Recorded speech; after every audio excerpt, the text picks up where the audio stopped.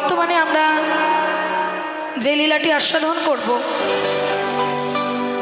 এই কলিযুগে একটি পাপিষ্ঠ উদ্ধারের লীলা, যে লীলার নাম হচ্ছে একটি গৌর লীলা, চপল গোপাল উদ্ধার।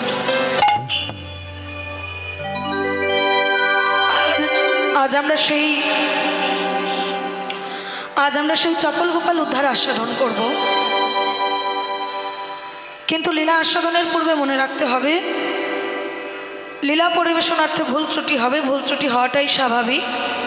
সেই সমস্ত ভুল ত্রুটি আপনারা আমাকে নিজের ঘরের সন্তান মনে করে ক্ষমা করবেন। নেতাই গৌর প্রেমানন্দে হরি বল, হরি বল, হরি বল।